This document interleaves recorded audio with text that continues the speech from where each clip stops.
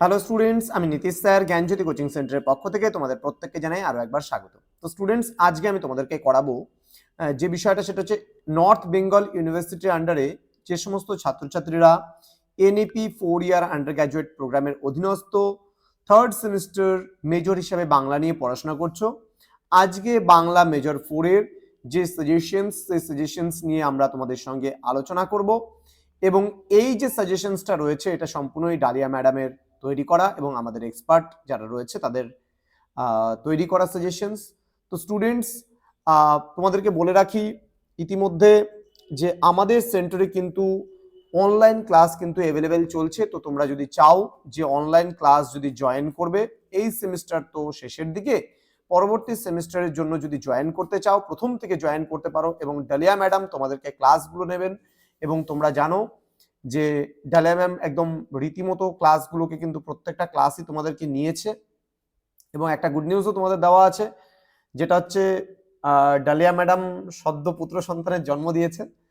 তো যেই কারণে ম্যাডামের এই যে বেঁচে থাকা যে সাজেশনের ক্লাসগুলো সেগুলো আমি দিচ্ছি, পরবর্তী সেমিস্টার থেকে ম্যাডামই দেবেন।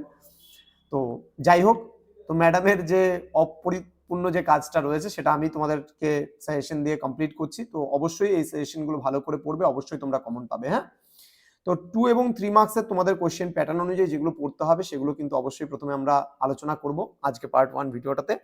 তো তোমাদেরকে বলে রাখি, যদি তোমরা অনলাইনে আগামী সেমিস্টার থেকে অ্যাডমিশন নিতে চাও বা পড়তে চাও, একদম ডিসেম্বরের পরীক্ষা শেষ হলেই, তোমাদের থার্ড সেমিস্টারের পরীক্ষা শেষ হলেই আমাদের ফোর্থ সেমিস্টারের জন্য অ্যাডমিশন চলবে। তার জন্য তোমরা যোগাযোগ করতে পারো 7076398606 নাম্বার অথবা 6295916282 নাম্বারে। তোমাদের টোটাল কোর্স ফি দাঁড়াচ্ছে পরবর্তী সেমিস্টারেও কিন্তু ফোর্থ সেমিস্টারেও আমরা 1199 টাকা পুরো সেমিস্টারে কোর্স ফিটা নিচ্ছি। তো দেরি না করে প্রথম থেকে জয়েন করবে, শেষের দিকে কিন্তু কিছু কিছু সাবজেক্ট মিস্টেক হয়ে যাবে। তার কারণ প্রথম থেকে অ্যাডমিশন নিলে আমরা 6টা সাবজেক্টের পুরো প্যাকেজেরই দায়িত্ব নেব, যেগুলো যেগুলো করে দিতে পারবো অবশ্যই দায়িত্ব নেব। সেই 6টা সাবজেক্টের মধ্যে তোমাদের 3টা মেজর থাকবে আগামী সেমিস্টারেও, একটা তোমাদের এইসি বাংলা কম্পালসারি থাকবে, একটা এসসিসি থাকবে এবং একটা এমডিসি থাকবে আগামী সেমিস্টারে মেবি। ওকে, তো চলো শুরু করছি আজকের ক্লাসটা। তোমাদের কি কি পড়তে হবে না পড়তে হবে ডিটেলসে আলোচনা করব। প্রথমত তোমাদের বলে রাখি 2 নম্বরের যেগুলো যেগুলো প্রশ্ন এবং 3 নম্বরে পড়তে হবে। কেতকা দাস ক্ষেমানন্দ কোন সময়ের কবি, তার কাব্যের নাম কি? ক্ষেমানন্দী কাব্যের রচনাকাল কি? কেতকা দাস নামটির তাৎপর্য কি? কেতকা দাস তার কাব্যে কোন কোন অলঙ্কারের ব্যবহার করেছেন? সমস্ত মঙ্গল কাব্যের মধ্যে কার লেখা প্রথম মুদ্রিত হয়? দেন কেতকা দাস ক্ষেমানন্দের কাব্যে কোন কবির প্রভাব রয়েছে? নেক্সট, কেতকা দাসের কাব্যে মুদ্রিত হয় কত খ্রিস্টাব্দে বা কাব্য মুদ্রিত হয় কত খ্রিস্টাব্দে? মনসামঙ্গল কাব্য কে সম্পাদনা করে প্রকাশ করেছেন? নেক্সট, চৈতন্য পরবর্তী একজন মনসামঙ্গলের কবিকে? নেক্সট, পূর্ববঙ্গে কেতকা দাস ক্ষেমানন্দ কি নামে পরিচিত? নেক্সট, মুকুন্দ চক্রবর্তী লিখিত কাব্যের নাম কি, এটি কোন সময়ে লিখিত? নেক্সট, কবি মুকুন্দের আত্মপরিচয় সম্পর্কে লেখো। নেক্সট রয়েছে কবি মুকুন্দ কার শাসনকালে কাব্য লেখে? কবি মুকুন্দের কাব্যের আসল নাম কি? এগুলো জয়েন করে করে আসতে পারে। কবি কঙ্কন উপাধিটি কার? দেন কার অনুরোধে কবি মুকুন্দরাম চণ্ডীমঙ্গল কাব্য রচনা করেন? মুকুন্দরাম পেশায় কি ছিলেন? তিনি কোন গ্রামে বসবাস করতেন?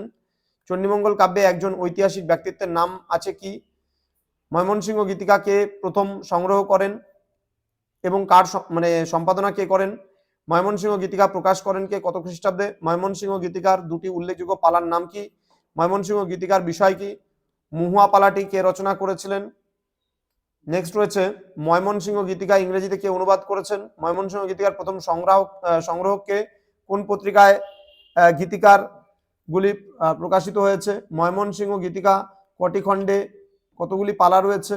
ময়মনসিংহ গীতিকার ইংরেজি অনুবাদটির নাম কি? ময়মনসিংহের গীতিকার কোন পালাটি শ্রেষ্ঠ পালা? মুহুয়া পালার নায়কের নাম কি?